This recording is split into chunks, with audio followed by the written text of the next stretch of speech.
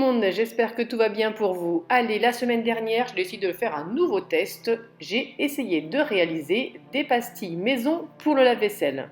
J'avais déjà certains ingrédients ici, je suis donc allée compléter avec quelques achats dans les magasins et dans un récipient, j'ai commencé par mettre 60 g de gros sel.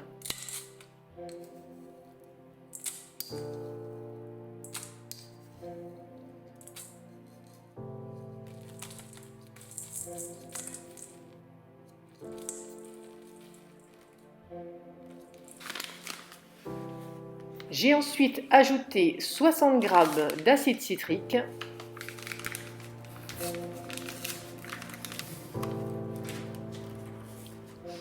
Alors, outre le gros sel, je vous rassure, tous les ingrédients que vous voyez ici se trouvent très facilement en grande surface maintenant.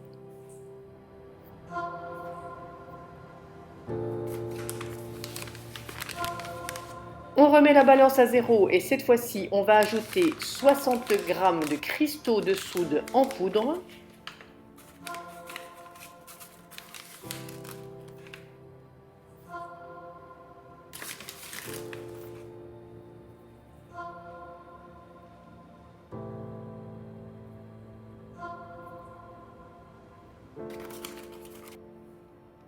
Et cette fois-ci, il me fallait 60 g de bicarbonate de soude. Bon, bah écoutez, j'ai utilisé le restant de mon paquet.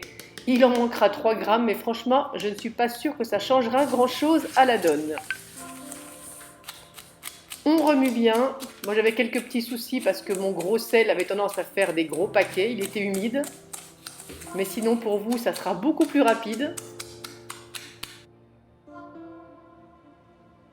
Et maintenant, vous allez ajouter de l'eau, alors vraiment une petite cuillère à la fois.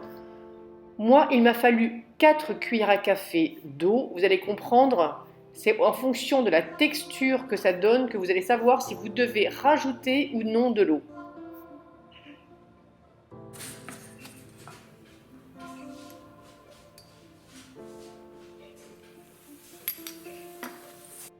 Ne vous inquiétez pas, ça mousse, c'est normal, c'est la réaction de l'eau avec le bicarbonate de soude.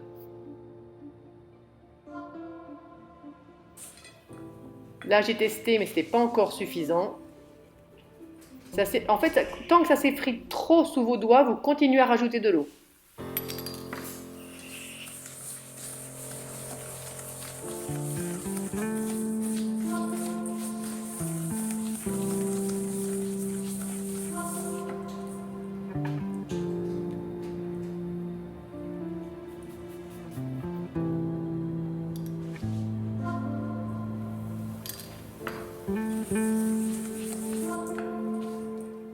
Alors, ne vous attendez pas à pouvoir former directement une masse compacte dans votre main. Ça va se produire en séchant dans le moule à empreinte. Concernant le moule à empreinte, j'ai récupéré un vieux bac à glaçons que j'avais.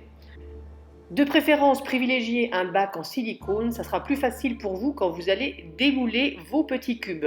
Concernant ces petits cubes, justement, regardez que la taille de vos cubes, une fois qu'ils seront faits, rentre bien dans l'endroit où vous allez mettre vos bacs à glaçons dans votre lave-vaisselle. Surtout, vous n'hésitez pas, vous remplissez bien, vous tassez et vous en remettez par-dessus.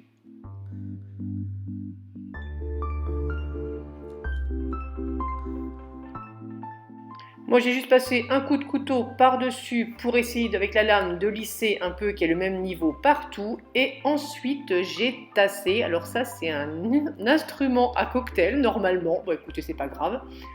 Ça m'a bien servi pour tasser mes petits cubes. J'ai retiré l'excédent avec un pinceau. Vous pouvez le souffler, le débarrasser avec la main, souffler. Franchement, il n'y a pas de technique particulière pour ça.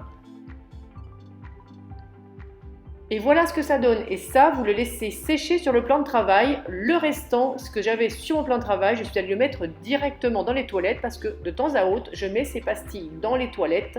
Ça retire bien le calcaire, ça l'empêche de venir en tout cas. Voilà quand c'est sec, au bout, ça a mis 2 jours pour sécher. Voilà ce que ça doit donner. Un petit cube, nickel, sans surprise. C'est ce qu'on attendait, c'est ce qu'on devait avoir. Voilà, c'est parfait.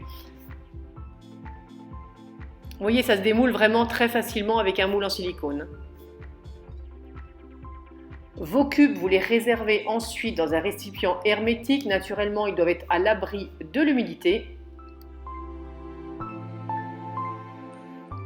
Et voilà, le jour même, il est parti directement travailler. Voilà mes loulous, c'était simple, c'était rapide. Dites-moi si vous aussi à la maison vous faites vos produits ménagers comme ça, celui-ci ou d'autres. Merci d'avoir regardé cette vidéo et en attendant la prochaine recette qui se mangera, celle-là, je vous fais à tous de gros bisous sucrés.